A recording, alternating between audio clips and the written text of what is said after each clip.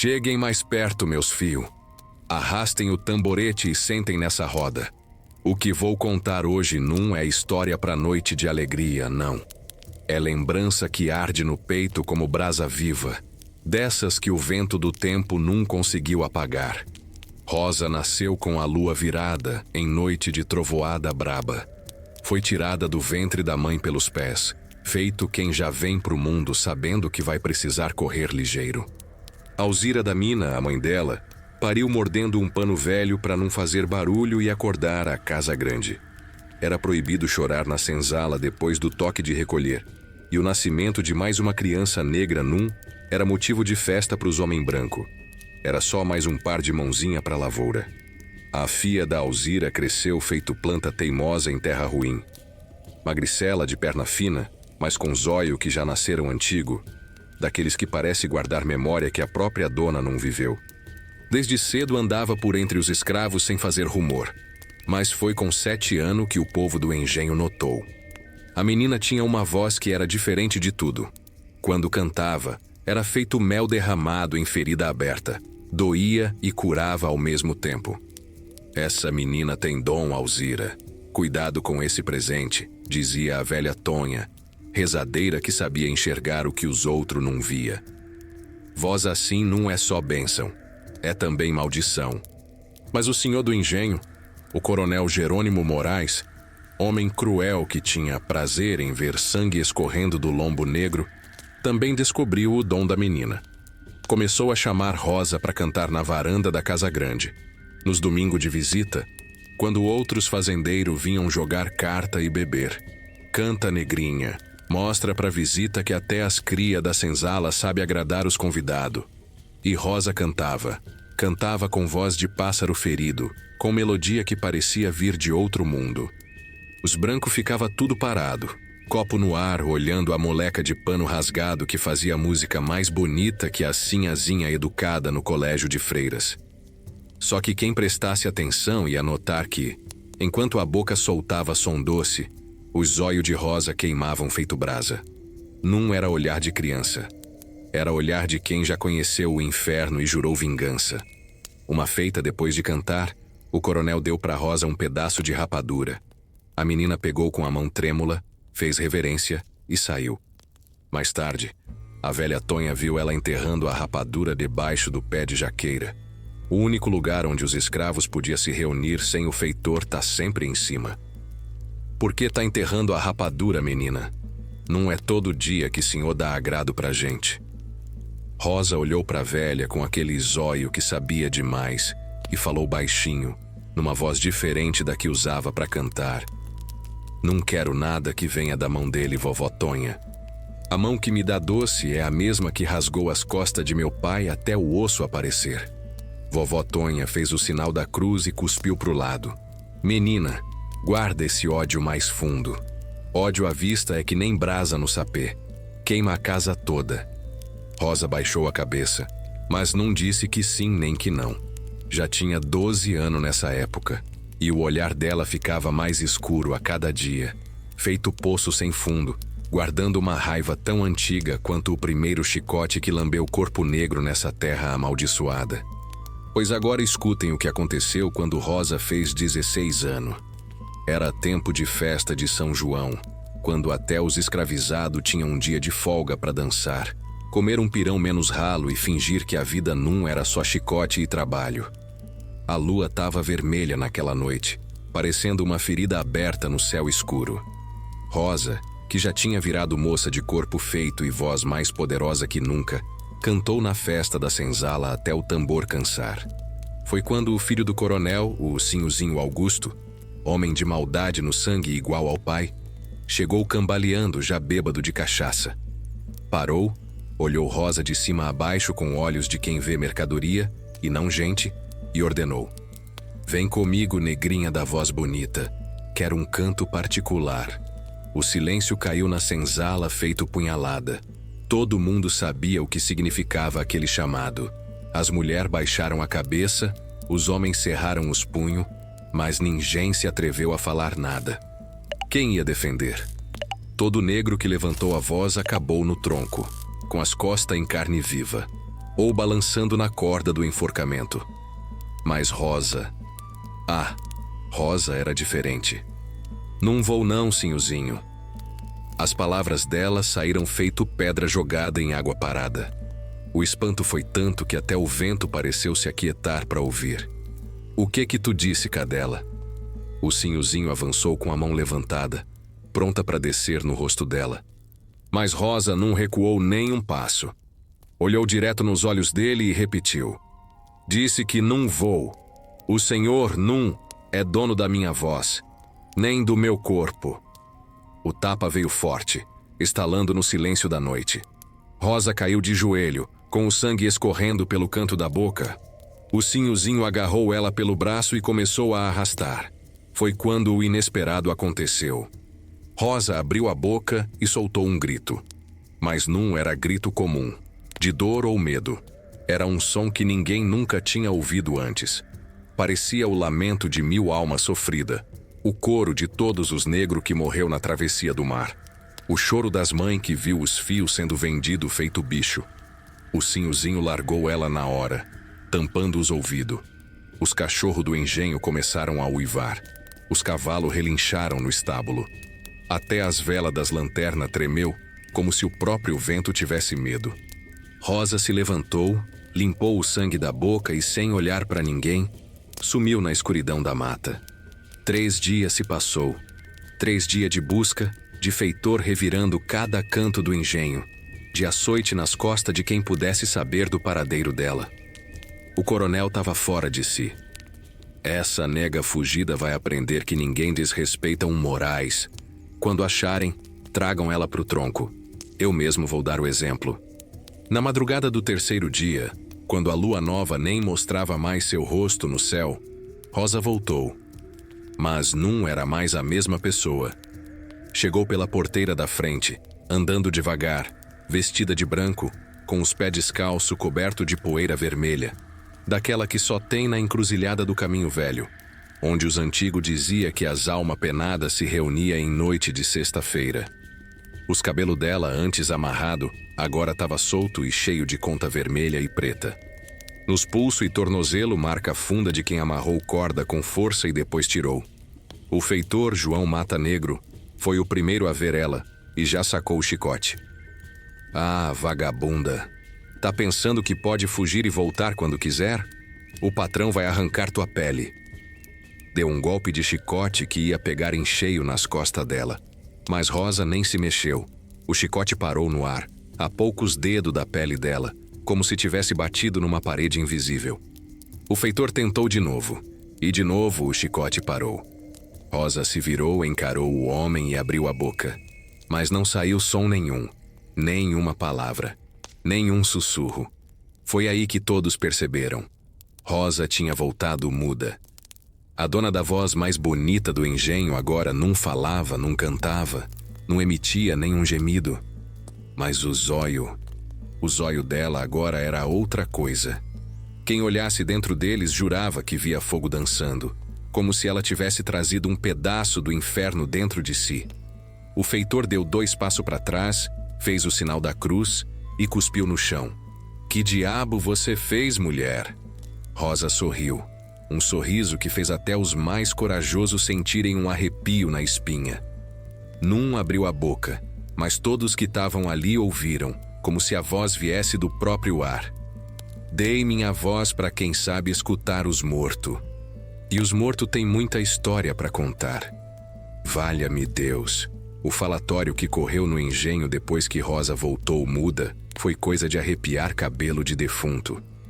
De manhãzinha, até o sol ralar as costas, só se ouvia cochichado baixo.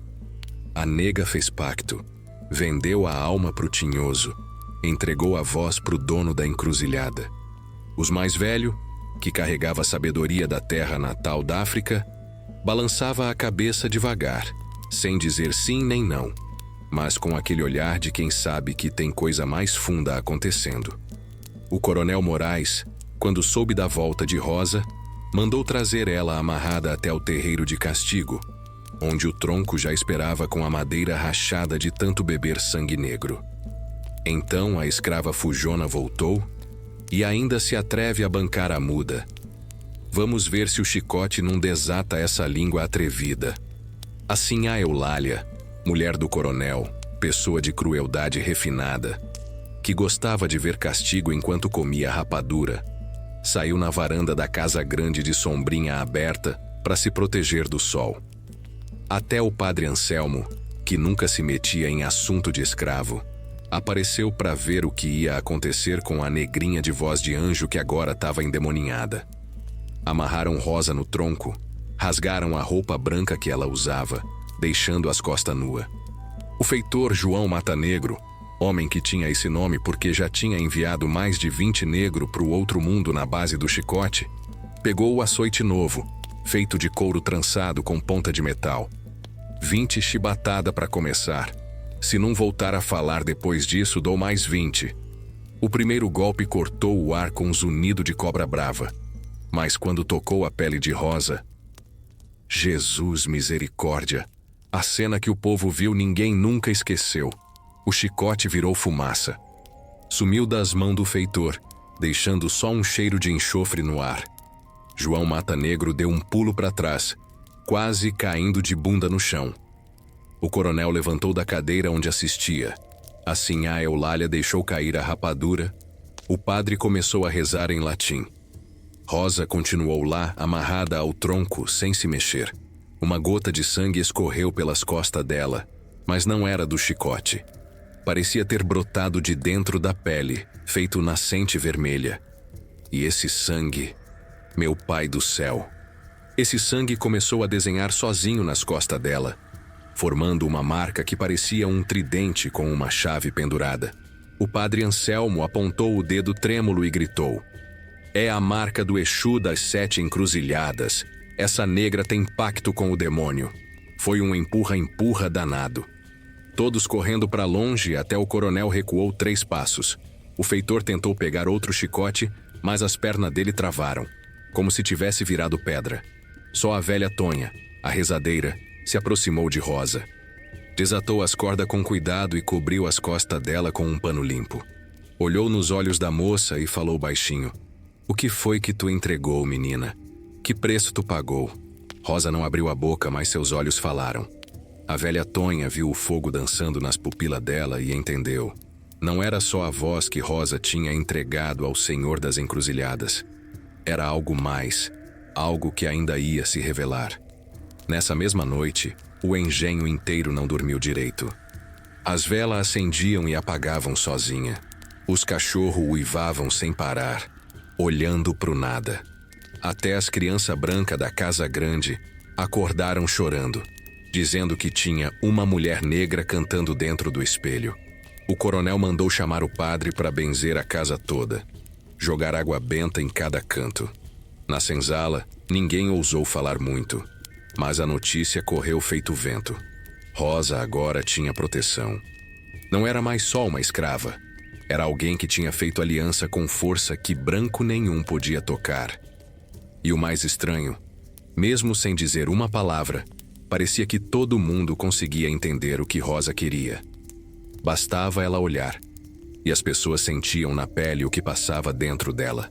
Uns diziam que era feitiço, outros que era dom. Mas todos, sem exceção, começaram a ter um respeito misturado com medo quando ela passava. O coronel proibiu que Rosa entrasse na casa grande. Assim a Eulália mandou colocar mais reza e crucifixo em cada porta e janela. O padre passou a fazer mais missa, falando sobre os perigos do demônio e suas tentações. Mas tinha outra coisa acontecendo, que ninguém da casa grande notou no começo. Os escravos do engenho começaram a andar diferente, de cabeça mais erguida, de ombro menos curvado, como se algo tivesse mudado no ar que eles respiravam. Como se a mudez de Rosa fosse não um silêncio, mas um grito guardado, esperando a hora certa para explodir. E nas noites de lua nova, quando tudo ficava mais escuro, alguém jurava ver Rosa sentada sozinha debaixo da jaqueira, desenhando na terra com o dedo, fazendo ponto que brilhava feito brasa, enquanto seus lábios se moviam em silêncio, como quem conversa com alguém que só ela podia ver. Foi nesse tempo que chegou ao engenho um homem de fora, Um compadre do Coronel Moraes vindo lá das bandas do Recife. Era o senhor Anacleto Ferreira, dono de 3 engenhos e mais de 200 escravos. Homem gordo, de barba grisalha e mão pesada. Diziam que matou mais negro no açoite que a própria febre amarela. Chegou numa tarde de domingo, com a mulher magrela e 2 filhos homens já crescido. Na hora do jantar, enquanto comiam na mesa grande da casa, o coronel contou a história de Rosa. Pois o compadre nem imagina.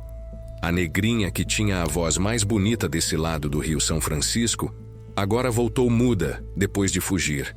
E o pior, parece que fez pacto com o diabo, porque nem o chicote pega nela mais. O senhor Anacleto largou o garfo no prato e soltou uma gargalhada que fez tremer as taças de cristal. Ora, compadre, o senhor é homem de estudo, leu seus livros e vem me dizer que acredita nessas bobagens de negro? Pacto com o diabo, chicote que vira fumaça? Isso é conversa de gente ignorante. O que essa escrava precisa é de um dono que saiba dobrar esse tipo de rebeldia. Assim a Eulália fez sinal da cruz e falou baixinho. Mas, senhor Anacleto, o senhor não viu o que nós vimos. Até o padre Anselmo reconheceu que tem coisa do outro mundo nessa escrava. Anacleto bebeu um gole grande de vinho e bateu na mesa. Padre também é homem, comadre, e homem se engana.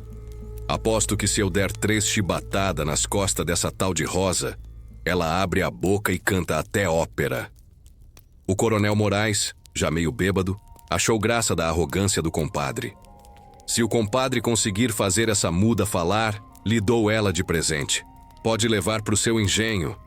E assim, na manhã seguinte, mandaram chamar Rosa. Ela apareceu vestida com a mesma roupa branca, os pés descalço, os olhos baixo. Mas quem prestasse atenção ia ver que ela, tinha postura de quem tem medo.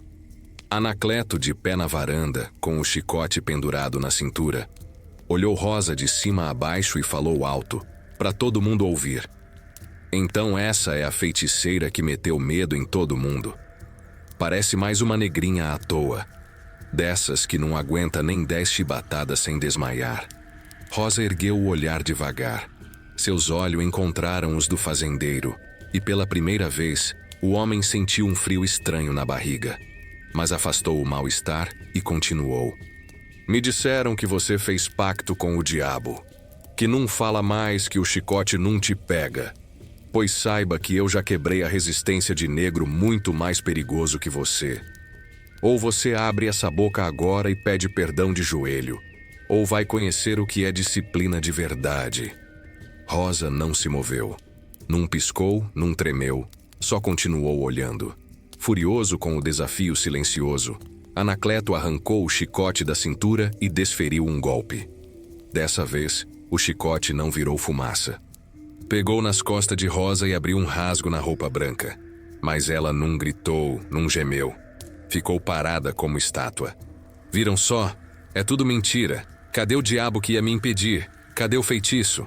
Ele deu mais um golpe e mais outro.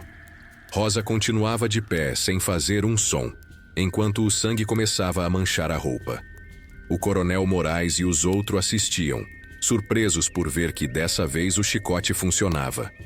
Anacleto, triunfante, guardou o chicote e agarrou Rosa pelo queixo, apertando forte. Agora vai aprender quem manda. Vou levar você pro meu engenho, e lá vai falar sim, nem que seja para implorar misericórdia. Foi nesse momento que aconteceu. Rosa abriu a boca pela primeira vez. Não saiu som nenhum, mas um vento quente, com cheiro de terra molhada e fumaça, soprou direto no rosto de Anacleto. O homem cambaleou para trás, como se tivesse levado um murro. Que diabos! Naquela mesma noite, durante o jantar, Anacleto começou a suar frio. Reclamou de calor, mesmo sendo noite fresca de chuva. Tirou o paletó, depois a camisa. Sua pele ficou vermelha, como se tivesse tomado sol forte o dia todo. Me sinto queimando por dentro. Ele gemia enquanto bebia jarra atrás de jarra de água. O médico foi chamado às pressas, mas não encontrou doença conhecida. Passou remédio para febre, mandou dar banho de água fria. Nada adiantou. O calor só aumentava. Na madrugada, os gritos de Anacleto acordaram o engenho inteiro. Ele se contorcia na cama, arrancando os lençóis, gritando que estava pegando fogo por dentro. É ela! É a maldita! Tá me queimando por dentro. Quando o sol nasceu, Anacleto Ferreira, o homem que zombou do pacto de Rosa, estava morto. O corpo dele, esticado na cama, tinha a pele toda marcada por bolhas, como se tivesse sido queimado por dentro. E o mais estranho, nas costas, exatamente onde ele tinha açoitado Rosa, havia 3 marcas vermelhas, idêntica à marca que tinha aparecido nas costas dela quando o feitor tentou bater. O médico não soube explicar. O padre fez os rituais de extrema unção tremendo de medo. A família de Anacleto partiu no mesmo dia, levando o corpo num caixão lacrado sem olhar para trás. O coronel Moraes, apavorado, mandou Rosa de volta para Senzala e proibiu qualquer um de tocar nela. Deixem essa criatura em paz. Quem mexer com ela tá por sua conta e risco. Na senzala, a velha Tonha fez Rosa sentar perto do fogo e limpou o sangue das costas dela. As feridas já estavam secando, cicatrizando rápido demais pro normal. Menina, sussurrou a velha, o que tá acontecendo aqui é muito maior que você. Não é só Exu que tá contigo. É a vingança de todo o sangue derramado nessa terra. É a conta que tá sendo cobrada. Rosa olhou pro fogo e, mesmo sem falar, a velha Tonha entendeu. Aquele era só o primeiro. A lista de quem ia queimar por dentro era muito maior. E tinha nome de gente importante nela. Nessa mesma noite, alguém viu Rosa andando sozinha até a jaqueira. Ela se ajoelhou, desenhou na terra com o dedo e deixou cair 3 gotas do próprio sangue no chão. No céu, as estrelas pareceram piscar mais forte, como se respondessem a um chamado silencioso. Meu povo, agora vou contar o que muitos tentaram enterrar mais fundo que cova de cemitério abandonado. Vou falar da infância de Rosa, porque para entender o rio de sangue, tem que conhecer a nascente dele. Rosa não nasceu com ódio no peito, não. Nasceu como qualquer criança, inocente, chorando pro mundo, sem saber que tinha vindo para um lugar onde sua cor já era sentença. A mãe dela, Alzira da Mina, foi trazida nos porão fedido de navio negreiro quando tinha barriga de 6 meses. Pariu a menina já em terra brasileira, mas com o balanço do mar ainda no corpo e o sal das lágrimas ainda no rosto. O pai... o pai... Esse era o próprio feitor da época, o tal Belarmino, homem ruim que gostava de experimentar as negra nova que chegavam. Alzira nem teve como se defender. Não bastasse a violência, ainda teve que criar a menina debaixo do olhar do homem que lhe roubou mais que a liberdade. O feitor nunca reconheceu Rosa como filha. Tratava ela pior que os outros, como se quisesse apagar a prova do próprio pecado. Uma vez, quando Rosa tinha só 5 anos, Belarmino deu uma chibatada na pequena só porque ela demorou para trazer água. O vergão ficou nas costas dela por semanas. Alzira chorou escondido, mastigando raiva com a mesma força que mastigava o pão duro de cada dia. Um dia ele paga, minha filha, murmurava Alzira baixinho, enquanto passava a erva machucada nas costas da menina. Num nessa vida, na outra. Num pela mão dos vivos, pela mão dos mortos. Rosa cresceu vendo a mãe rezar escondido para deuses que os brancos proibia. Alzira guardava um otá, pedra sagrada que trouxe amarrada na cintura desde África, e com ele fazia trabalho nas noites sem lua. Chamava Ogum para proteger, Ossain para curar as feridas, Nanã para consolar as dor mais funda. E Exu ela chamava para abrir os caminhos, para levar recado, para fazer justiça quando ninguém mais podia. Quando Rosa fez 8 anos, o coronel Moraes vendeu Alzira para um engenho longe, lá pro lado do Maranhão. A menina gritou, se agarrou nas saias da mãe, arranhou a cara do feitor que veio separar elas. Não adiantou nada. Mãe foi num grupo. Filha ficou para trás. Antes de ser levada, Alzira conseguiu colocar na mão de Rosa o otá sagrado. Guarda isso, minha filha. Quando a dor ficar grande demais, quando a injustiça pesar mais que o corpo aguenta, fala com a pedra. Ela sabe o caminho de volta para casa. Rosa nunca mais viu a mãe. Soube depois que ela morreu de febre no caminho para o Maranhão. Morreu algemada, sem nome cristão na sepultura, jogada em qualquer canto de terra sem marcação. Depois disso, a voz de Rosa mudou. Antes era só voz de criança. Agora tinha dentro dela o eco de um lamento mais antigo que o próprio tempo. Quando cantava, não era só ela. Era todo um povo que o mar engoliu, que o chicote calou, que a terra cobriu sem reza. Foi nessa época que o velho pai Zumbi, um escravo antigo que conhecia o segredo das ervas e das palavras, ensinou Rosa a cantar pro vento levar recado. Fia, tem canto que é só pra ser bonito, tem canto que é pra alegrar, e tem canto que é pra acordar os mortos. Explicava ele, sentado na soleira da senzala, os pés rachados de tanto trabalhar. Sua voz tem poder. Aprenda a usar ele direito. Rosa aprendeu. Cantava na roça, cantava na cozinha, cantava para ninar os filhos das outras escravas. E enquanto cantava, guardava cada humilhação, cada injustiça, cada lágrima não derramada. Viu muita coisa aqueles olhos de menina que cresceu depressa demais. Viu homem forte virar resto de gente no tronco. Viu criança sendo arrancada do peito da mãe para ser vendida. Viu mulher de barriga grande tendo que trabalhar até a hora de parir, às vezes dando à luz ali mesmo, entre os pés de cana, com as mãos ainda sujas de terra. Uma feita, Rosa viu o capataz enforcar um velho só porque ele não conseguia mais carregar o feixe de cana nas costas curvada pelos anos. O velho implorou, chamou por todos os santos, chorou lágrima de sangue. O capataz só riu e chutou o banquinho. Nesse dia, Rosa parou de cantar por uma semana inteira. Quando voltou a abrir a boca, a voz dela tinha mudado de novo. Agora carregava dentro um fogo escondido, uma promessa silenciosa de que um dia, aqueles que não foram ouvidos em vida, iam fazer tremer o chão com seus gritos depois da morte. E o Otá, a pedra sagrada da mãe.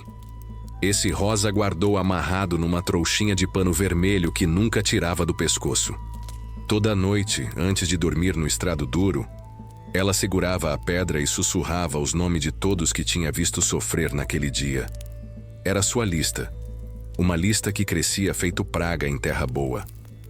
Depois que o compadre Anacleto morreu daquele jeito esquisito, queimado por dentro sem fogo que se visse por fora, o medo se espalhou pelo engenho mais ligeiro que fofoca em dia de feira. A história correu de boca em boca, chegou até a cidade, passou pelos portos, entrou nos botequim, nas igrejas, no salão fino e nas vendinhas de beira de estrada. Vocês souberam da nega Rosa do Pelourinho? Fez pacto com o demônio e agora tá matando os homem branco com maldição.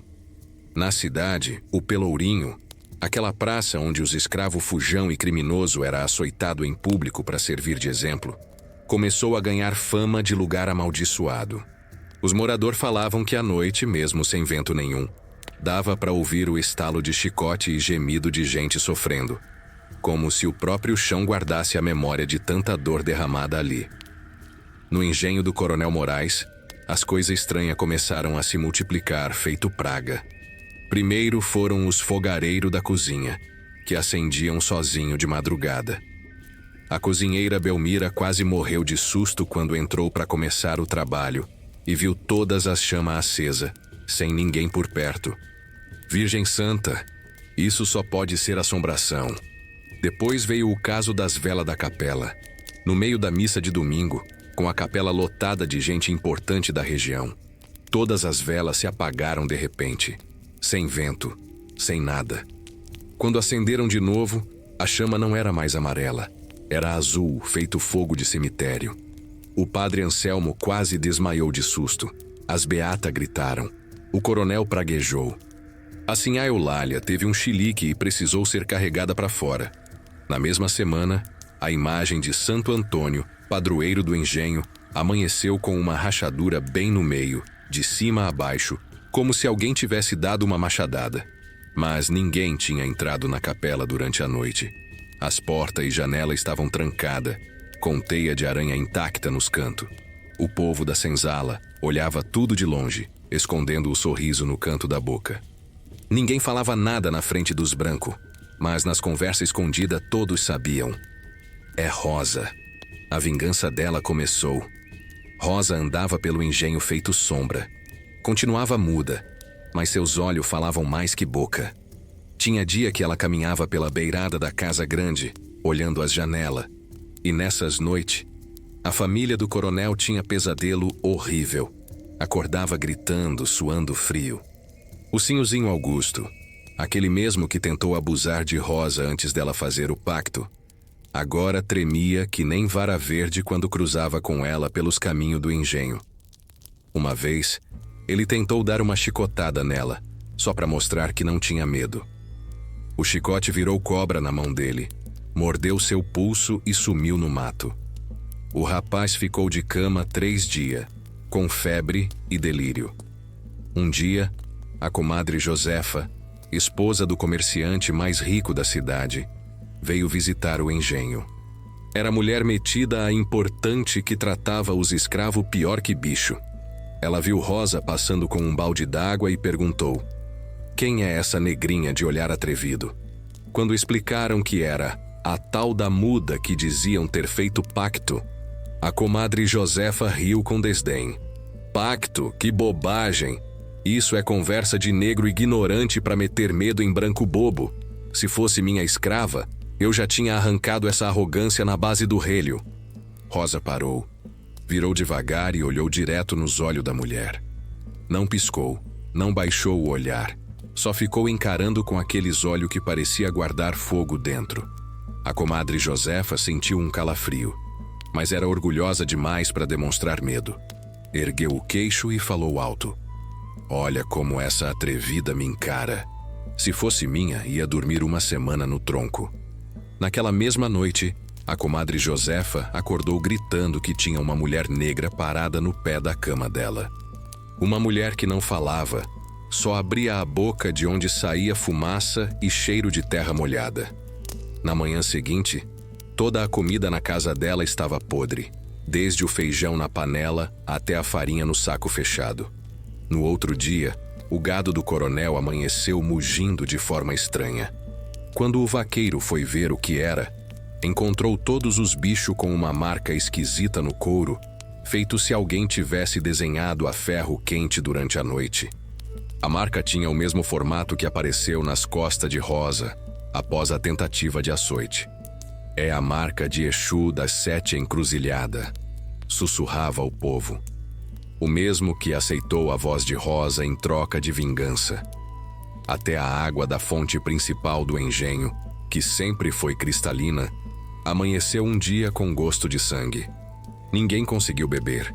Tiveram que mandar buscar água do rio, a quilômetros de distância. O coronel Moraes foi ficando cada dia mais perturbado. Começou a beber cachaça desde cedo, andava pelos corredores da casa grande de espingarda na mão, achando que via vulto. Gritava com a mulher, com os filhos, com os escravos. Mandava açoitar por qualquer motivo, como se quisesse provar que ainda tinha poder. Mas todos percebiam que algo estava diferente. O medo tinha mudado de lado. Agora eram os brancos que não conseguiam dormir direito. Num domingo, depois de mais uma missa interrompida por fenômeno inexplicável, dessa vez o vinho da consagração virou algo escuro que parecia sangue coalhado. O padre Anselmo procurou o coronel em particular. Coronel, isso não é coisa desse mundo. Essa escrava, ela tem algo que vai além do nosso entendimento. Eu sugiro que o senhor a venda para longe, antes que a maldição se espalhe ainda mais. O coronel, já bêbado àquela hora da manhã, deu um murro na mesa. Vender? E dar o gostinho da vitória para essa maldita? Nunca. Ela vai ficar aqui até eu descobrir como quebrar esse feitiço. Aí sim, vai conhecer o que é castigo de verdade.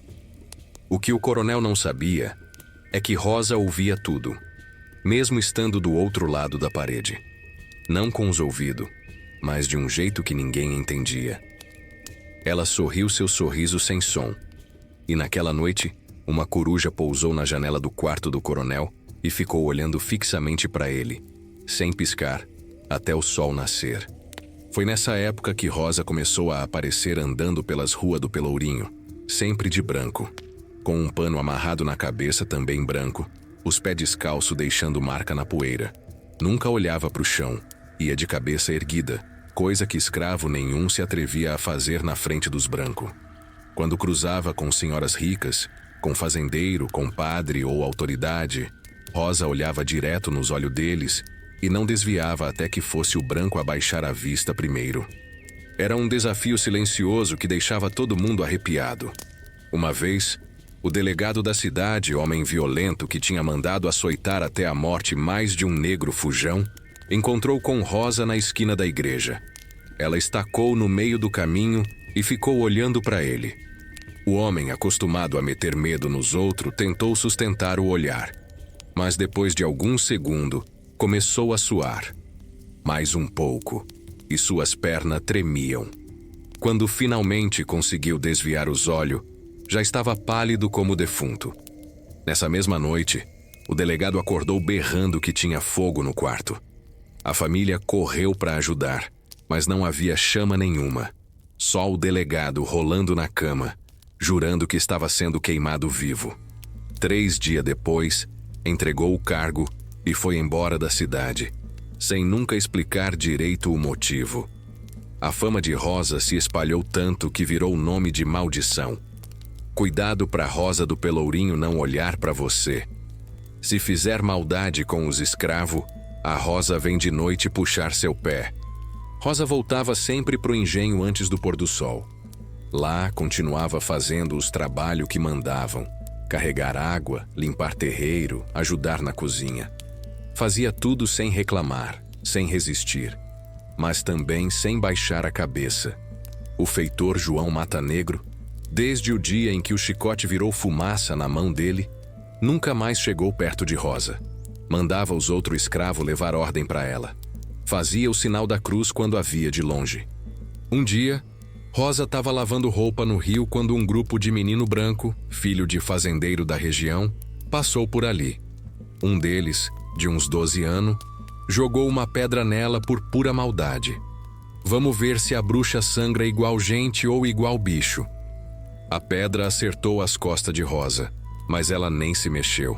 Virou devagar e olhou para o moleque atrevido. Não precisou mais que isso. O menino ficou paralisado, como se tivesse virado estátua. Os outros saíram correndo e gritando. O moleque só conseguiu se mexer de novo quando Rosa virou de costa e continuou lavando roupa, como se nada tivesse acontecido. Voltou para casa mudo, tremendo. Naquela noite, acordou toda a casa com grito de pavor, falando que uma mulher negra estava em pé ao lado da cama dele, olhando fixo sem piscar. Na manhã seguinte, o pai do menino foi até o engenho do Coronel Moraes, armado e acompanhado de capanga. Vim buscar a cabeça dessa feiticeira que enfeitiçou meu filho. O coronel, que já tinha visto coisa demais para duvidar do poder de Rosa, tentou acalmar o vizinho. Compadre, não se meta com essa escrava. Já perdemos um amigo que desafiou ela. Não quero que o mesmo aconteça com o senhor. Bobagem. Vou mostrar como se acaba com feitiço de negro. O homem invadiu a senzala procurando por Rosa. Encontrou ela sentada na soleira, descascando mandioca com uma faca velha. Sem dizer palavra, sacou a pistola e apontou para a cabeça dela. Rosa nem se assustou. Largou a faca e a mandioca no chão, levantou devagar e olhou para o homem. Seus olhos, nesse momento, faiscaram como brasa viva. O fazendeiro sentiu o dedo travar no gatilho. Tentou atirar, mas a mão não obedecia. Começou a sentir um calor subindo pelas pernas, pelo peito. Rosa abriu a boca pela primeira vez em meses. De dentro dela saiu não palavras, mas uma fumaça escura, densa, que tinha cheiro de terra de cemitério. A fumaça circulou o fazendeiro como cobra, subindo pelo corpo dele até entrar pelas narinas e boca. O homem largou a arma e caiu de joelhos, segurando a garganta como se estivesse sufocando. Tossiu, engasgou até que finalmente a fumaça saiu dele, voltando para a boca de Rosa, que fechou os lábios como quem guarda um segredo. O fazendeiro se arrastou para fora da senzala, fraco como se tivesse acabado de sobreviver a uma doença grave. Montou no cavalo e partiu sem olhar para trás, abandonando até os capanga, que fugiram a pé. 3 dias depois, a notícia correu. O homem tinha perdido a voz. Por mais que médico examinasse, nada explicava por que ele não conseguia mais falar. A garganta funcionava normal. As cordas vocais estavam lá, mas nenhum som saía. Ela roubou a voz dele como Exu roubou a dela. Cochichavam. Olho por olho, voz por voz. Depois disso, ninguém mais ousou ameaçar Rosa diretamente. Os brancos começaram a fazer o sinal da cruz quando a viam passar. As senhoras mandavam as crianças para dentro de casa. Os homens desviavam o olhar. Rosa continuava sua rotina, silenciosa. Mas agora, quando andava pela cidade, as pessoas abriam caminho. Não por respeito, mas por medo. Medo daqueles olhos que pareciam carregar todo o fogo do inferno. Ou talvez, toda a justiça que o céu nunca se importou em mandar. Na cidade, a igreja matriz de Nossa Senhora do Rosário era o orgulho da gente branca. Construída com madeira de lei e pedra trazida de Portugal, tinha altar de ouro e prata, imagem de santo que custou fortunas, paredes pintadas por artista famoso vindo do Rio de Janeiro. Era também o lugar onde os negros não podiam entrar pela porta da frente. Tinha que assistir missa do lado de fora, ou quando muito num cantinho apertado nos fundos, longe do altar, longe dos olhos de Deus, pelo menos do Deus que os brancos acreditavam.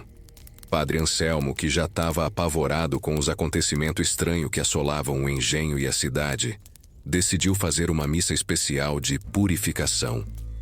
Mandou chamar mais 2 padres de Salvador. Trouxe água benta do convento, vela de cera virgem, incenso importado. "Vamos exorcizar o mal que se instalou entre nós", anunciou ele do púlpito, olhando direto para a região onde os escravos ficavam amontoados. "Vamos expulsar o demônio que alguns trouxeram da África nas suas crenças pagãs." A igreja encheu nesse domingo. Todo coronel, fazendeiro, comerciante, autoridade veio assistir. Até o bispo mandou representante. Ia ser a missa que acabaria com a maldição de Rosa do Pelourinho, como já chamavam. A celebração começou pomposa, com canto em latim, sino tocando, incenso perfumando o ar. Padre Anselmo, vestido com a batina mais luxuosa, conduzia o ritual com voz firme, olhando de vez em quando para os escravos, como se procurasse Rosa entre eles. Mas ela não estava lá, pelo menos não onde os olhos podiam ver. No meio da missa, quando o padre ergueu o cálice com vinho para a consagração, um vento gelado varreu a igreja. As portas estavam fechadas, as janelas trancadas, mas o vento entrou como se as paredes fossem de papel. As velas tremeram, algumas se apagaram. Foi então que uma mulher gritou, apontando para a imagem da Nossa Senhora do Rosário no altar-mor: "A Santa! Olhem a Santa!" Todos os olhares se voltaram para a estátua de madeira. Dos olhos da Santa, escorria um líquido vermelho, grosso, que descia pelo rosto de madeira pintada, manchando o manto azul celeste. "Sangue! A Santa tá chorando sangue." O pânico tomou conta. Mulher desmaiaram, homens se acotovelaram para sair, crianças choraram. O padre Anselmo, branco como cera, tentou acalmar os fiel. "É um sinal divino, um milagre, não tenham medo." Mas seu rosto mostrava que nem ele acreditava nisso. Um dos padres visitantes se aproximou da imagem com um lenço, recolheu um pouco do líquido e cheirou. "É sangue mesmo, e sangue fresco." Nesse instante, o sangue começou a escorrer mais forte, não só dos olhos da Santa, mas também das mãos, formando uma poça vermelha aos pés da imagem. E o mais assustador, a poça começou a desenhar sozinha no chão de mármore, formando um símbolo que todo mundo já conhecia. A mesma marca que apareceu nas costas de Rosa, a marca do Exu das 7 encruzilhadas. O padre visitante, mais corajoso que os outros, Começou a fazer oração de exorcismo, jogando água benta na imagem. Quando a primeira gota de água tocou o sangue, um estrondo sacudiu a igreja como se um raio tivesse caído bem em cima. O lustre de cristal balançou, alguns vidros da janela racharam, o chão da igreja tremeu e uma rachadura se abriu bem no meio do corredor central, separando o altar do resto da nave, como uma linha que dividia o mundo dos brancos do mundo dos escravos. O padre Anselmo caiu de joelho, rezando em voz alta, implorando proteção. O outro padre continuou o exorcismo, gritando em latim palavras que só ele entendia. O terceiro sacerdote, mais velho e fraco, desmaiou ali mesmo. Foi quando a porta lateral da sacristia se abriu sozinha e por ela entrou Rosa, vestida de branco como sempre, pés descalços, cabeça erguida. Caminhou lentamente pelo corredor lateral até ficar de frente para o altar, separada dele pela rachadura no chão. A igreja, que já estava quase vazia de tanto povo fugindo, ficou em silêncio absoluto. Só se ouvia a respiração ofegante do padre Anselmo e as palavras em latim do exorcista. Rosa olhou fixamente para a imagem que sangrava. Ergueu a mão direita e fez um gesto no ar, como se estivesse escrevendo algo invisível. O sangue que escorria da santa começou a diminuir, até parar completamente. A rachadura no chão parou de se abrir. O padre exorcista, vendo que suas palavras pareciam funcionar, ganhou coragem e avançou em direção a Rosa, erguendo o crucifixo. Em nome de Jesus Cristo eu te ordeno, saia desse corpo, demônio, volte para o inferno de onde veio. Rosa virou lentamente a cabeça na direção dele. Seus olhos, sempre aceso como brasa, agora pareciam duas chamas vivas. Abriu a boca, aquela boca que não falava há tanto tempo, e dela saiu não palavra, mas um sopro. Um sopro quente que apagou todas as velas restantes e jogou o padre contra a parede com força brutal. O homem escorregou até o chão, desacordado. Padre Anselmo, tremendo de pavor, se arrastou até um canto, abraçando o crucifixo contra o peito. Rosa caminhou até a imagem, passou o dedo na mancha de sangue já seco e levou à testa, marcando sua própria pele. Depois virou de costa e saiu caminhando lentamente pela nave central, passando por cima da rachadura como se fosse apenas um risco no chão. Na porta da igreja, parou e olhou uma última vez para dentro. Seus olhos encontraram os do padre Anselmo, que sentiu como se sua alma estivesse sendo queimada por aquele olhar. Rosa saiu. O sino da igreja tocou sozinho. Uma badalada apenas, grave e profunda, como anúncio de morte. O padre exorcista nunca mais foi encontrado. Simplesmente sumiu naquela mesma noite. As buscas duraram semana, mas nem sinal dele. O velho padre que desmaiou acordou 3 dias depois falando coisas sem sentido e morreu uma semana mais tarde, ainda delirando sobre a mulher que fez pacto com as sombras. E padre Anselmo? Esse perdeu a fé, largou a batina e fugiu da cidade na calada da noite, deixando para trás apenas um bilhete. Vi o rosto da vingança divina, e não era o rosto misericordioso de Cristo. Era o rosto de uma escrava que carregava no olhar o sofrimento de todo o seu povo. Agora, meu povo, vou contar o que ninguém viu, mas que o vento sussurrou pros mais velhos, que passaram para mim como segredo guardado. Vou falar daquela noite em que Rosa sumiu por 3 dias, antes de voltar muda. O que aconteceu na encruzilhada do caminho velho, debaixo da lua vermelha que parecia sangrar no céu. Depois que fugiu do Sinhozinho Augusto, Rosa correu sem destino pela mata fechada. Correu até os pés sangrarem nas pedras do caminho, até o peito quase explodir de tanto que o coração batia forte. Quando não podia mais correr, caiu de joelho numa clareira que não conhecia. Foi ali que ela sentiu o vento mudar. O ar ficou mais pesado, com cheiro de terra molhada misturada com fumaça de cachimbo. Rosa levou a mão ao pescoço e segurou o otá, a pedra sagrada que sua mãe tinha deixado. Sentiu ela quente, pulsando como se tivesse vida própria. "Mãe", Rosa chamou baixinho, "me ajuda, me diz o que fazer." O silêncio da noite foi quebrado pelo som de um assobio distante. Um assobio que parecia vir de todo lado e de lugar nenhum ao mesmo tempo. Rosa se levantou, seguindo o som como quem segue uma memória antiga. Um chamado que o corpo conhece antes mesmo da mente entender. Seus pés a levaram até a encruzilhada do caminho velho, onde 4 estradas se encontravam, formando uma cruz perfeita. No centro, uma pedra grande e escura que os antigos diziam ser porta para o mundo invisível. Rosa sabia o que era aquele lugar. A velha Tonha tinha contado que ali, nas noites de lua nova, o povo da senzala às vezes deixava oferenda para os orixá proibido, para o santo que a igreja perseguia, para os espíritos que só o povo negro conhecia pelo nome verdadeiro. Ela parou no meio exato da encruzilhada. Tirou o otá do pescoço e o segurou firme na mão direita. Então, fez o que sua mãe ensinou antes de ser levada. Ajoelhou, encostou a testa no chão e bateu 3 vezes na terra com a palma da mão. Exu, Senhor dos Caminhos, dono da encruzilhada, mensageiro entre os mundos, eu te chamo porque só tu pode me ajudar agora. O vento girou ao redor dela, levantando poeira vermelha em forma de redemoinho. Uma sombra se formou diante dela, mais escura que a noite. Uma silhueta que parecia um homem alto usando chapéu, com um brilho vermelho onde devia estar os olhos. A voz que respondeu parecia vir do próprio ar, grave e profunda como trovão distante. Faz tempo que ninguém me chama pelo nome verdadeiro nessa terra, filha de Alzira da Mina. Rosa tremeu ao ouvir o nome de sua mãe, mas não recuou.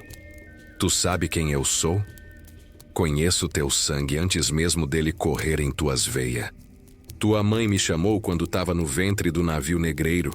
Pediu que eu guardasse a filha que ela carregava. Eu guardei. Rosa sentiu lágrima quente escorrendo pelo rosto, mas continuou firme. Então por que deixou tanto sofrimento me encontrar? Por que não impediu o chicote, a humilhação, a dor? O vento agitou as folhas das árvores ao redor, como suspiro pesado. Não sou Deus de bondade, menina. Sou mensageiro, sou encruzilhada, sou caminho. Posso abrir porta, mas é tu que tem que escolher por onde andar. Rosa levantou a cabeça, encarando a sombra com determinação no olhar. Então quero fazer um trato. Quero justiça. A sombra pareceu aumentar de tamanho, se esticando até cobrir as árvores ao redor. Justiça. Tu sabe que preço tem a justiça que tu busca? Estou disposta a pagar. Tu tá pedindo vingança, Rosa. Vingança contra quem te feriu, contra quem feriu teu povo. Isso não tem preço pequeno. Rosa rasgou a palma da mão com uma pedra afiada. Deixou o sangue pingar na terra da encruzilhada, formando pequena poça vermelha. Eu sei, e estou pronta. A sombra se aproximou, parecendo avaliar a alma por trás dos olhos determinado da moça. O que tu me oferece em troca? Rosa não hesitou nem por um segundo. Minha voz. A única coisa que eles valorizam em mim. Leva minha voz, mas em troca, me dá o poder de fazer justiça. Não quero só me vingar, quero que todo mundo lembre. Quero que ninguém esqueça o que fizeram com meu povo. A sombra girou ao redor dela como dança antiga. Parecia maior agora, mais densa, quase palpável. Voz por fogo, silêncio por memória eterna. Aceitais? Rosa respirou fundo. Pensou em sua mãe, em todos que viu sofrer, em todas as lágrimas engolidas, em toda a dor calada. Pensou no chicote, no tronco, nas correntes. Aceito. Nesse instante, a sombra entrou pela boca aberta de Rosa, como fumaça sendo sugada. Ela sentiu a garganta queimar, o peito arder, como se algo estivesse sendo arrancado de dentro.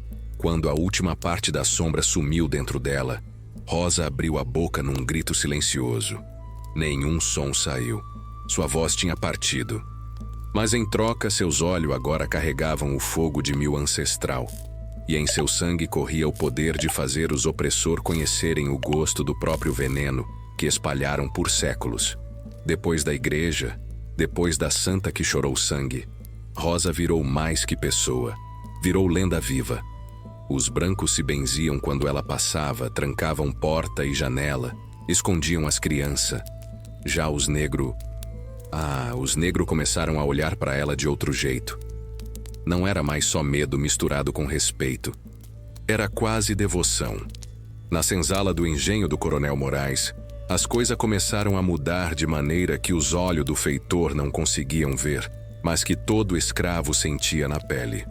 As conversas baixinha depois que as lamparinas apagavam, os olhar trocado durante o trabalho, o jeito de andar mais firme, menos curvado. Foi nessa época que a velha Pai João, que veio da costa da mina ainda criança e carregava nas costas o segredo de muitos ritos e tradição da terra-mãe, começou a reunir um pequeno grupo nas noites sem lua, bem longe da casa grande. No começo, era só 5 ou 6 escravos que se encontravam atrás da antiga casa de farinha abandonada. Sentavam em círculo e Pai João, com sua voz cansada de tanto trabalho, contava histórias dos orixá, ensinava cântico antigo, mostrava como desenhar no chão os pontos sagrados que estabeleciam contato com o outro mundo. Uma noite, Rosa apareceu nessa reunião. Ninguém a tinha convidado. Parecia que ela simplesmente sabia. Entrou no círculo sem fazer barulho. Sentou-se no lugar que Pai João sempre deixava vazio, do lado direito dele, o lugar reservado para quem tem ligação direta com os espíritos. O velho olhou para ela, fez uma reverência com a cabeça e continuou o ritual como se aquilo fosse o mais natural do mundo. Desse dia em diante, os encontros mudaram. O grupo cresceu. Escravos de outro engenho começaram a aparecer, arriscando castigo severo se fossem pegos fora da senzala, depois do toque de recolher. Mas o risco valia a pena, porque algo importante estava nascendo ali. Pai João agora fazia Rosa sentar no centro do círculo. Acendia a vela preta e vermelha ao redor dela. Desenhava ponto de pemba no chão. Espalhava folha de guiné e arruda para os 4 cantos. Rosa não é mais só Rosa, ele explicava para os outros. É cavalo de Exu agora. Traz dentro de si o espírito da encruzilhada, o poder que abre e fecha caminho. Os escravos começaram a deixar pequena oferenda para Rosa. Uma fruta, um pouco de farinha, um gole de cachaça derramado na terra. Não era adoração, era reconhecimento. Porque todo mundo ali sabia que nela morava agora um poder antigo. Um poder que veio lá de África, que sobreviveu ao navio negreiro, às correntes, ao chicote. Um poder que nunca tinha realmente se curvado. Numa dessas noites de ritual, Rosa fez algo que ninguém esperava. Levantou-se do centro do círculo e começou a dançar. Era uma dança estranha, que ninguém ali conhecia. Seus pés mal tocavam o chão. Seu corpo parecia leve como folha ao vento. A cabeça virava de um lado para o outro em movimento rápido e preciso. Os braços desenhavam símbolo no ar. Pai João arregalou os olhos, reconhecendo aqueles movimentos. É a dança dos Egum, sussurrou ele com voz de espanto. A dança dos que já se foram, dos ancestral que voltam para caminhar entre os vivos. Enquanto Rosa dançava, os outros começaram a sentir uma presença crescente ao redor. Primeiro foi o vento, que mudou de direção, girando ao redor do terreiro como redemoinho manso. Depois veio o cheiro de mar distante, de terra molhada, de folha queimada, de sangue seco. E então os mais sensíveis começaram a ver. Sombra se formando ao redor de Rosa, sombra que tomavam forma humana, indistinta mas reconhecível. Eram dezena, centena delas, homem, mulher, velho, criança, todos dançando no mesmo ritmo que Rosa, todos acompanhando seus movimentos como se fossem extensão do corpo dela. São eles, disse uma escrava velha, com a voz tremendo de emoção. São todos que morreram na travessia do mar, que não tiveram sepultura, que foram jogados feito bagaço no oceano. Outro escravo mais jovem apontou. Aquela ali é minha mãe. Jogaram ela no mar quando adoeceu no navio. Uma mulher gritou baixinho. Meu filho que morreu no tronco ano passado, tá ali do lado dela. Era como se todos os mortos que nunca tiveram direito a um enterro digno, todos que foram esquecidos pelo mundo, todos que morreram com o nome africano na boca e açoite nas costas, tivessem voltado naquela noite. Estavam ali, dançando com Rosa, emprestando sua força, seu axé, para a batalha que estava por vir. Pai João se ajoelhou, com lágrimas correndo pelo rosto enrugado. Os Egum vieram, os ancestral voltaram. É sinal, meu povo. É sinal de que a mudança está chegando. A dança continuou até o primeiro canto de galo. Quando os ancestral começaram a desaparecer, voltando para o mundo invisível de onde tinham vindo, Rosa finalmente parou. Caiu de joelho, exausta, com o corpo coberto de suor, mas com os olhos mais vivos que nunca, brilhando com o fogo interior que agora todo mundo podia ver claramente.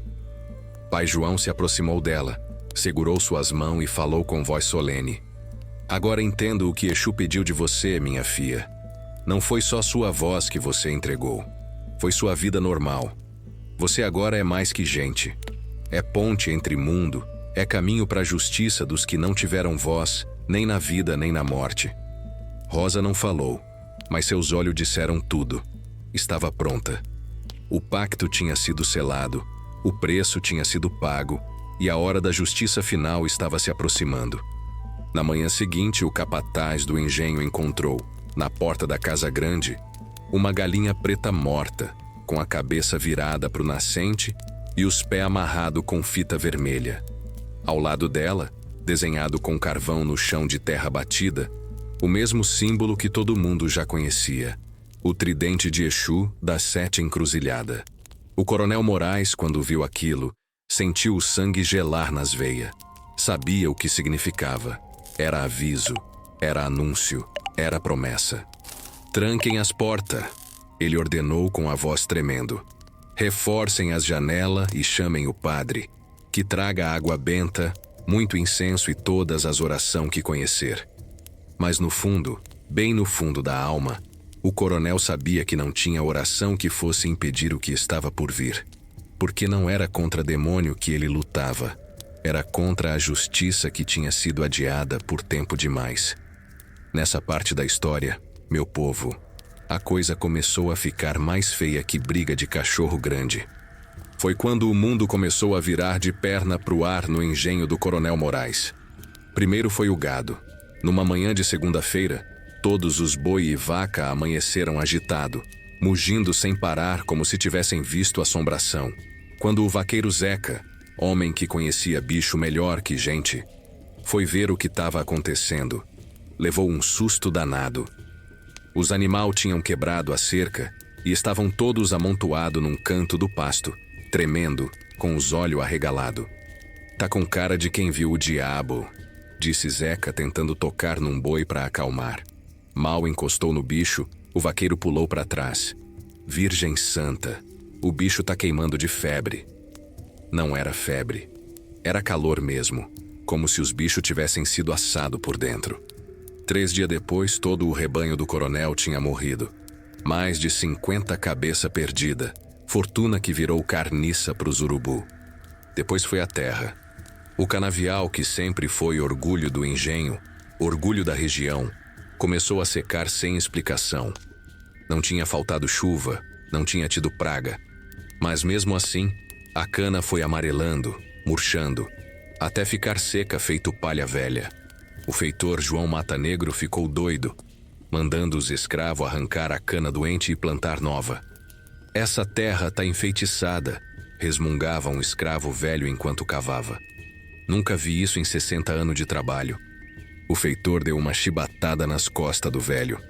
"Cala a boca e cava, desgraçado.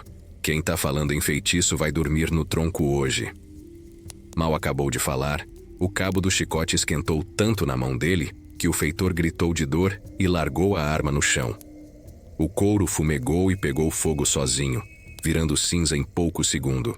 Nessa mesma tarde, quando os escravos voltaram do trabalho na roça, encontraram Rosa sentada na soleira da senzala, trançando palha com os dedos ágil. Um dos homens se aproximou com respeito e sussurrou: "Foi você que fez isso com a terra, Rosa?" Ela ergueu os olhos, aqueles olhos que agora todo mundo conhecia e temia. Não disse nada, mas sorriu de leve. foi resposta suficiente. Naquela noite, outro sinal aconteceu.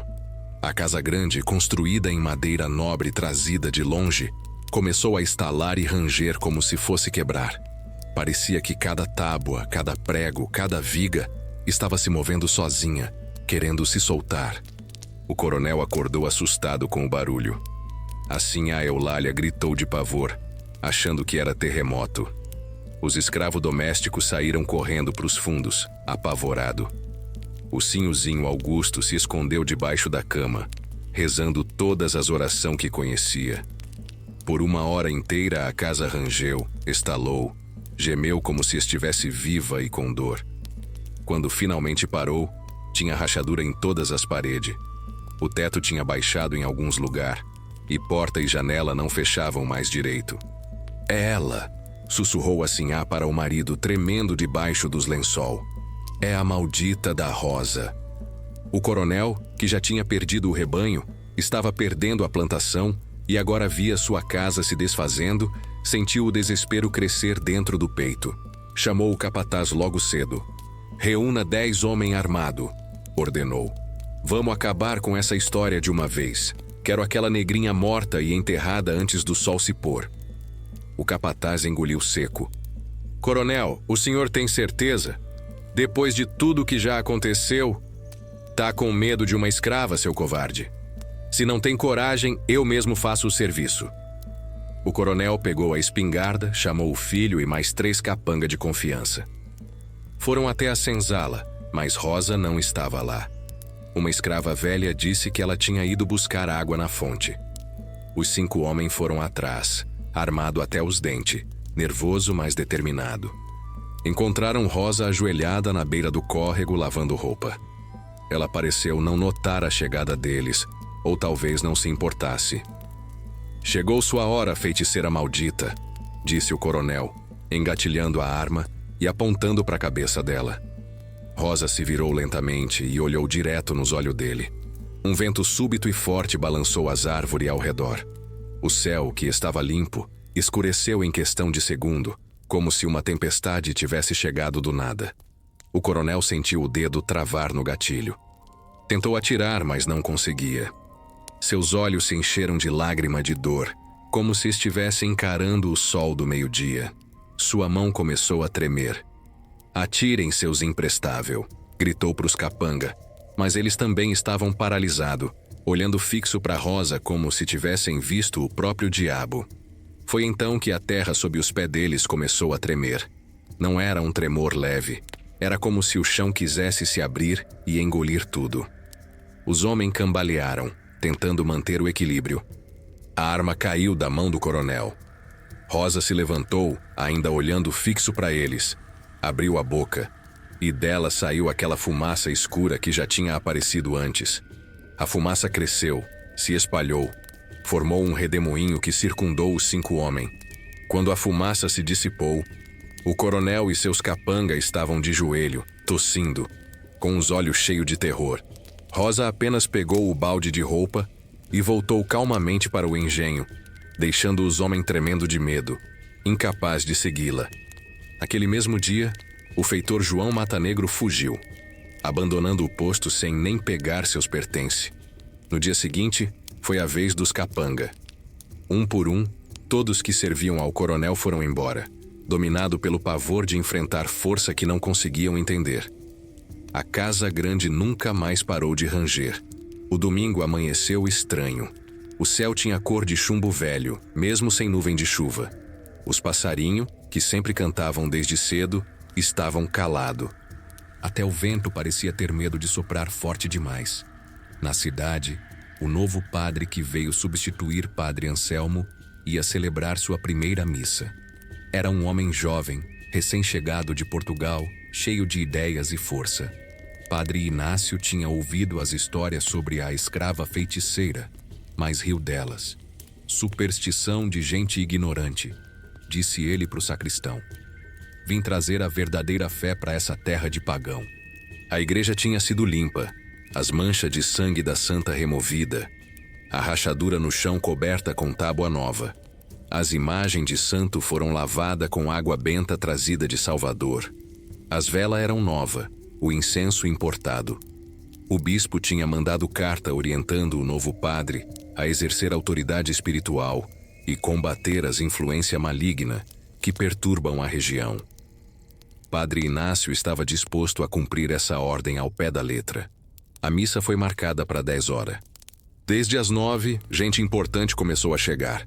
Fazendeiro da região, comerciante rico, autoridade. Entre eles veio o Coronel Moraes, de charrete nova, mas com olheira funda de quem não dorme direito há semanas. A sinhá Eulália e o sinhozinho Augusto o acompanhavam, ambos pálido e magro. O povo mais simples ficou do lado de fora ou no fundão da igreja. Os escravos se aglomeraram no pátio, onde podiam escutar a missa sem ter direito de participar dela diretamente. O que ninguém esperava era que Rosa ia aparecer. Mas ela veio. Não se escondeu entre os outros escravos no pátio. Caminhou diretamente para a entrada principal da igreja, aquela que só os brancos podiam usar. O sacristão tentou impedir. "Para trás, negra! Teu lugar é lá fora com os outros." Rosa não parou. Olhou para o homem, que sentiu as pernas fraquejarem e se afastou, branco como cal. Ela entrou na igreja usando seu vestido branco de sempre. O pano na cabeça também branco, os pés descalço e limpo. Um murmúrio de horror correu entre os brancos quando viram Rosa entrando. Alguns se levantaram para sair, outros fizeram o sinal da cruz apressado. "É ela! É a feiticeira!" O Coronel Moraes ficou paralisado no banco, encarando aquela que tinha destruído seu engenho, seu rebanho, sua plantação, sua paz. A sinhá Eulália desmaiou ali mesmo. O sinhozinho Augusto se encolheu, tremendo. Rosa caminhou lentamente pelo corredor central, passando por cima da tábua que cobria a rachadura no chão. Parou bem na frente do altar, encarando o padre novo que já tinha ouvido falar dela. Mas agora, pela primeira vez, sentia na pele o poder que emanava daquela mulher simples. "O que significa isso?" perguntou ele, segurando o crucifixo como escudo. "Como ousa interromper a celebração?" Rosa continuou em silêncio, apenas olhando. Seus olhos, aqueles que carregavam o fogo ancestral, se fixaram nos do padre. O homem sentiu um arrepio percorrer sua espinha. Pela primeira vez na vida, duvidou de sua própria fé. Foi quando os sinos começaram a tocar sozinho. Primeiro devagar, depois cada vez mais forte, até ensurdecer. As velas no altar se acenderam todas ao mesmo tempo, sem que ninguém tivesse posto fogo nelas. E não era chama amarela normal, era azul, fria e intensa.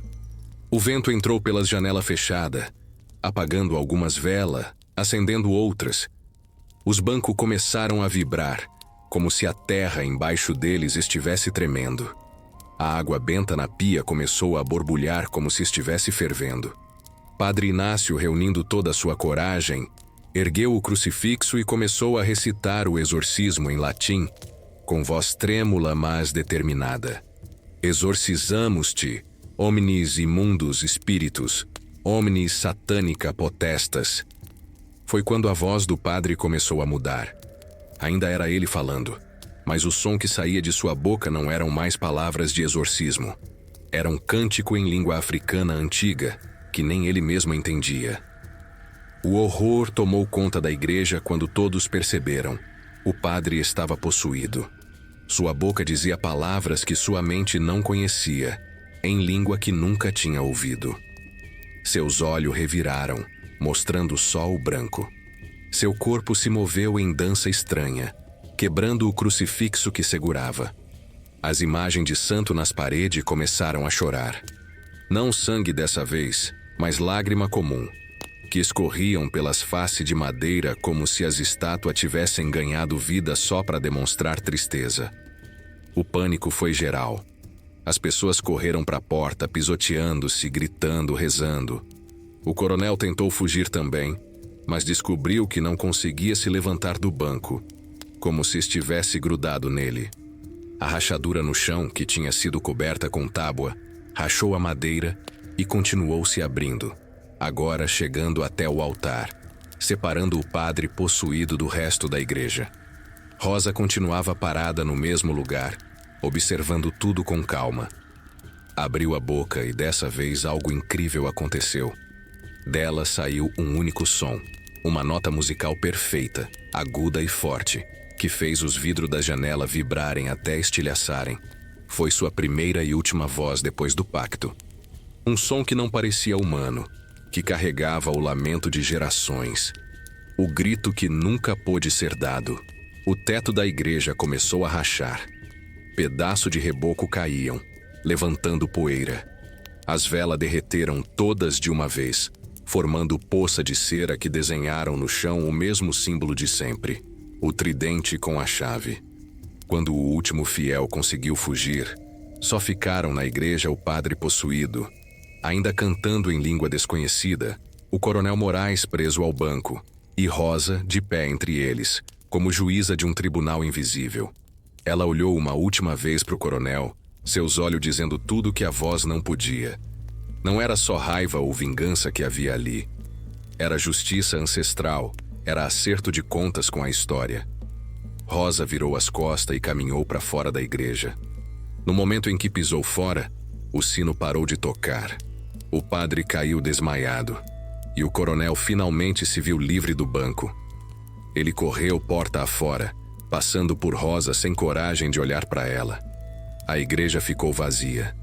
Mas quem passasse por lá nos dias seguintes diria que, mesmo sem ninguém dentro, dava para ouvir cântico em língua estranha, e que nas noites sem lua, as velas se acendiam sozinha, com chama azul que dançava sem vento. Nunca mais se celebrou missa naquela igreja. Virou lugar assombrado, que todo mundo evitava depois do pôr do sol. A semana depois da última missa foi de um silêncio pesado como chumbo. O engenho do coronel Moraes, antes cheio de movimento, de grito de feitor, de barulho de trabalho, de canto abafado na senzala, agora parecia um lugar esquecido por Deus. Quase todos os escravos tinham fugido. Não precisaram arrombar portão nem pular cerca. Simplesmente foram embora, caminhando pela estrada principal em plena luz do dia, sem que ninguém tivesse coragem de impedir. O coronel, trancado na casa grande com a família e os poucos empregados que restaram, bebia cachaça desde o amanhecer até cair bêbado. A sinhá Eulália tinha envelhecido 10 anos em poucos meses, o cabelo embranquecido de repente, o rosto marcado por ruga de medo. O senhorzinho Augusto quase não saía do quarto, acordando no meio da noite com pesadelo, gritando que tinha uma mulher negra parada no pé da cama dele. A notícia da decadência do coronel Moraes correu longe. Os outros fazendeiros, que antes disputavam sua amizade e favor, agora evitavam até falar o nome dele. O banco começou a cobrar dívida. Os fornecedores não mandavam mais mercadoria. É a maldição daquela escrava, cochichavam na cidade. Quem mexe com Rosa do Pelourinho não escapa. Na véspera da festa de São João, quando o céu já estava salpicado de estrela e a lua crescente parecia uma foice de prata, algo extraordinário aconteceu. O coronel Moraes, completamente bêbado, desceu cambaleando a escada da casa grande, uma lamparina na mão e uma pistola na outra. Vou acabar com isso hoje, berrava ele pro vazio. Vou matar aquela maldita, nem que seja a última coisa que eu faça. A sinhá Eulália tentou impedir, mas ele a empurrou com violência. Sai da minha frente, mulher. Ou tu prefere ficar do lado da escrava que destruiu tudo que a gente construiu? Foi nessa hora que Rosa apareceu. Não veio andando pela estrada nem saiu de trás de nenhuma árvore. Parecia ter se materializado do próprio ar, como se sempre tivesse estado ali, invisível, esperando o momento certo. Estava com o mesmo vestido branco de sempre, mas agora tinha uma faixa vermelha amarrada na cintura e outra no pescoço. Seus olhos, aqueles olhos que já tinham visto tantos sofrer, brilhavam com intensidade nunca antes percebida. O coronel parou no meio do terreiro quando a viu. Por um segundo, o medo quase venceu a cachaça no sangue dele. Mas era homem orgulhoso demais para recuar. Tu não passa de uma negra fugida, gritou ele erguendo a pistola. E escravo fugido merece bala. Dessa vez, o dedo dele não travou no gatilho. O tiro saiu, ecoando na noite como trovão. Mas a bala nunca atingiu Rosa. Simplesmente desapareceu no ar a meio caminho entre os dois. Rosa deu um passo à frente, depois outro. Caminhava devagar, como quem tem todo o tempo do mundo, como quem sabe que a justiça pode demorar, mas não falha. O coronel atirou de novo. E mais uma vez. E outra.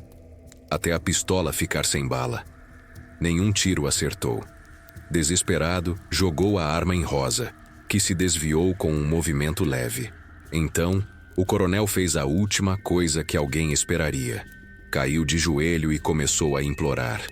Tenha piedade. Te dou sua carta de alforria. Te dou dinheiro.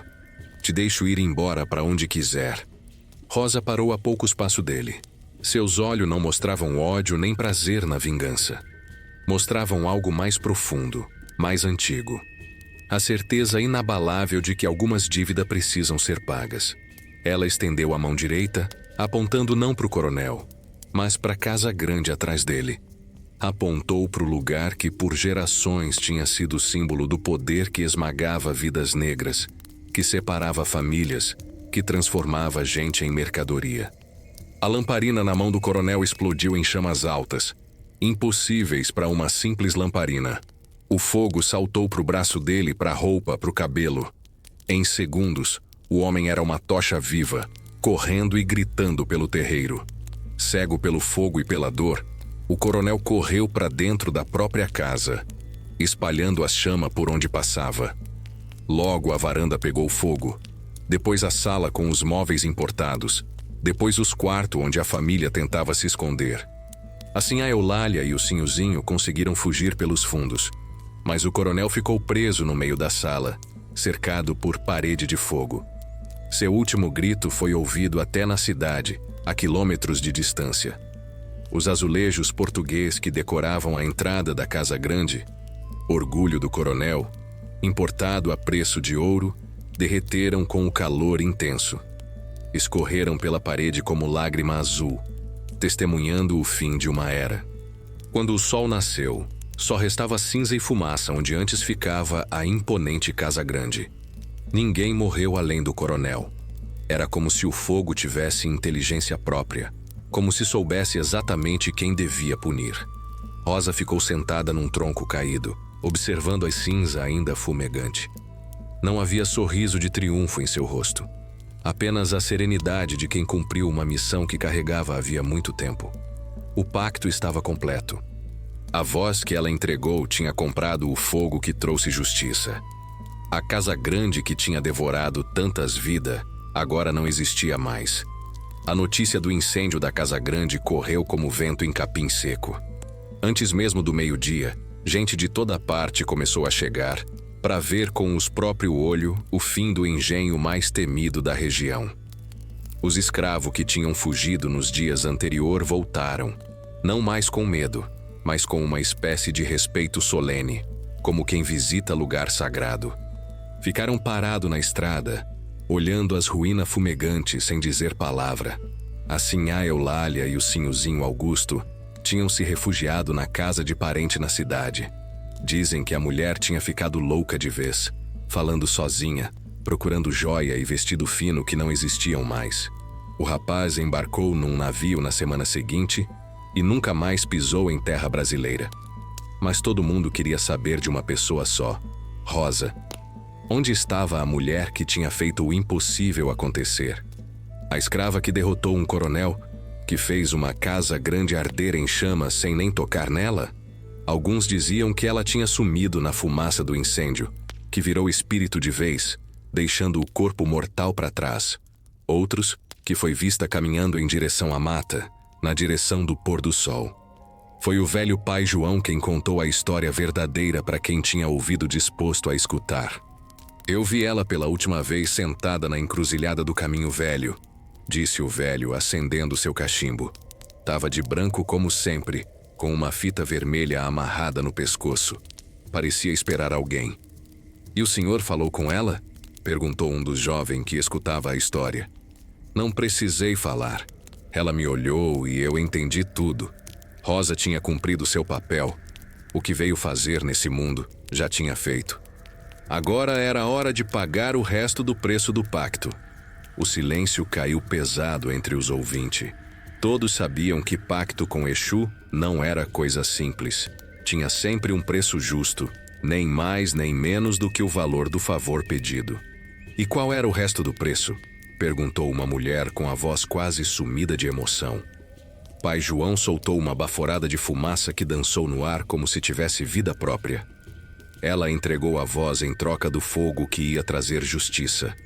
Mas depois disso, tinha que entregar algo mais. Ela tinha que virar guardiã da encruzilhada, mensageira entre o mundo dos vivos e dos mortos. Nessa mesma noite, uma procissão espontânea de ex-escravos se formou. Sem combinar, sem falar, dezenas de pessoas se reuniram e caminharam com vela acesa, até a encruzilhada do Caminho Velho, onde tudo tinha começado. Chegando lá, encontraram a pedra grande no centro, aquela que os antigos diziam ser porta para o mundo invisível.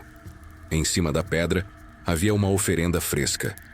Uma fita vermelha, algumas moedas de cobre, uma garrafa de cachaça destampada e uma rosa branca. Foi aqui que ela fez a passagem, disse Pai João, apontando para o centro da encruzilhada. Aqui que ela deixou de ser só rosa para virar parte do caminho, parte do vento, parte da memória que vai ficar para sempre. Ninguém duvidou da palavra dele. Como poderiam, depois de tudo que tinham visto? Nos meses que se seguiram, o engenho ficou abandonado. Ninguém quis comprar a propriedade, mesmo quando o banco colocou à venda por preço de banana. Diziam que a terra estava amaldiçoada, que nunca mais nada cresceria ali. Mas a coisa mais estranha aconteceu com os escravos libertos. Muitos foram embora, seguiram seu caminho. Buscaram vida nova longe dali. Outros ficaram na região, construíram pequena cabana, começaram a cultivar roça própria. E onde quer que se estabelecessem, todos tinham um costume em comum. Mantinham sempre uma vela acesa perto da porta, e em noite de lua nova, deixavam um pouco de comida e bebida na soleira, como oferenda. É pra Rosa, explicavam. Pra ela lembrar que a gente não esqueceu. Com o tempo, o nome dela virou lenda, virou oração, virou força que se invoca em momento de necessidade. Rosa do Pelourinho, aquela que vendeu a voz, mas fez a casa grande arder. Tinha gente que jurava ver ela nas noites sem lua, vestida de branco, andando pela cidade velha. Outros diziam ouvir uma melodia estranha, que não parecia feita por voz humana, vinda da encruzilhada quando o vento soprava do leste. Padre novo que chegavam na região perguntavam sobre a estranha devoção que o povo tinha por essa tal Santa Rosa, que não constava em nenhum livro da igreja. Os mais velhos sorriam e desconversavam. Sabiam que certas histórias não são para qualquer ouvido. Anos depois, quando já tinha muito cabelo branco, Pai João estava sentado na varanda de sua cabana, quando viu uma menina passando. Tinha uns 7 anos, pele cor de canela, olho vivo e esperto. Cantarolava uma melodia que fez o velho prender a respiração. "Menina", chamou ele, "onde aprendeu essa música?" A pequena parou, olhou para ele e sorriu. "Foi uma mulher vestida de branco que me ensinou. Ela fica na encruzilhada, perto da Pedra Grande. Não fala, só canta com os olhos." Pai João sentiu um arrepio bom percorrer sua espinha velha e cansada. "E qual é o nome dela, menina?" "Ela não disse o nome, não. Mas quando canto essa música, sinto um calorzinho bom no peito, como se estivesse lembrando de algo muito importante que não posso esquecer." O velho sorriu com lágrima nos olhos. "É Rosa, menina. E o que você tá sentindo é a memória. A memória que não deixa a gente esquecer quem somos e de onde viemos. A memória que é mais forte que o chicote, que o tronco, que o ferro em brasa." A menina não entendeu direito, mas acenou com a cabeça e seguiu seu caminho, cantarolando a mesma melodia misteriosa. Pai João fechou os olhos, deixando a música entrar fundo na alma, sabendo que a promessa tinha sido cumprida. Rosa tinha se tornado imortal, não como pessoa, mas como memória viva, como aviso, como lembrete de que a injustiça pode durar muito tempo, mas não dura para sempre. E assim, minha gente, chegamos ao fim dessa história que começa com dor, mas termina com a força da memória. Uma história que o vento carregou, que a chuva lavou, mas que continua viva na boca do povo. Dizem que quando o Brasil finalmente aboliu a escravidão, anos depois dos acontecimentos que contei, muita gente por esse país afora acendeu vela na encruzilhada para agradecer Rosa do Pelourinho, como se a liberdade que demorou tanto a chegar fosse de alguma forma também obra dela. Os anos passaram, viraram décadas, viraram século. A cidade cresceu ao redor das ruínas do antigo engenho. Construíram casa, depois prédio, depois avenida larga. Mas nunca, jamais, conseguiram construir nada exatamente onde ficava a casa grande. A terra lá não aceitava fundação, rejeitava alicerce, quebrava ferramenta. Como se o chão tivesse memória e não quisesse carregar peso nenhum de novo. A encruzilhada do caminho velho ainda existe, embora poucos saibam encontrar. Ficou escondida entre prédio novo e rua movimentada. A pedra grande no centro, aquela que era a porta para o mundo invisível, continua lá, coberta de musgo, mas ainda guardando seu segredo. E de vez em quando, alguém que passa por ali tarde da noite jura ouvir um canto distante, uma melodia que não se parece com nada conhecido, mas que mexe com o coração de jeito estranho. Tem gente que ri dessas histórias, que diz que é tudo invenção, coisa de gente antiga, superstição sem lugar num mundo moderno. Mas eu te digo, meu irmão, minha irmã, cuidado com o que tu escolhe acreditar ou não. Porque tem verdade que é mais velha que o papel onde se escreve história oficial. A prova tá nos terreiros de candomblé e umbanda por esse Brasil afora, onde até hoje se acende vela para Rosa. Não como santa católica, mas como entidade que protege os oprimidos, que guarda a memória dos que sofreram, que não deixa o esquecimento apagar as marcas da injustiça. Rosa do Pelourinho, guardiã da encruzilhada, dona da voz que virou fogo. Eu mesmo, quando era menino, ouvi minha avó contar que a bisavó dela conheceu Rosa. Disse que era mulher bonita, de olhar profundo, que andava de cabeça erguida mesmo sendo escrava. E que quando o fogo consumiu a casa grande, não foi só madeira e telha que queimou. Foi um sistema inteiro, uma forma de pensar, um mundo construído sobre chicote e sangue. Mas o mais importante que minha avó me ensinou foi isso. Rosa não fez o que fez por vingança pequena, por ódio mesquinho. Fez por memória, para que ninguém pudesse dizer isso nunca aconteceu. Ou, não foi tão ruim assim. Para que o sofrimento de tantos não fosse varrido para o canto escuro da história. A vingança acaba quando a dor passa, dizia minha avó. Mas a memória fica. É a memória que impede que os mesmos erros sejam cometidos de novo. Por isso mesmo estou aqui, contando essa história para vocês. Porque enquanto houver boca para contar e ouvido para escutar, Rosa do Pelourinho continua viva. Não como fantasma que assombra, mas como lembrete de que o fogo da justiça pode demorar, mas um dia chega. E se você aí, que me escuta agora, sair daqui e for para casa e logo esquecer o que ouviu, não tem problema. Rosa não vai ficar com raiva. Mas na próxima vez que você passar por uma encruzilhada, preste atenção. Talvez sinta um arrepio. Talvez ouça um canto distante. Talvez veja de rabo de olho uma mulher vestida de branco que some quando você olha direito. É só ela, a guardiã da memória, checando se você ainda lembra. Porque essa é a verdade que o tempo não apaga. Quem sofreu, sofreu. Quem resistiu, deixou memória. E memória a gente guarda aqui nos ecos da senzala, para que o passado nunca seja corrente no pé do futuro, mas sim lição gravada fundo na alma de quem sabe escutar o vento.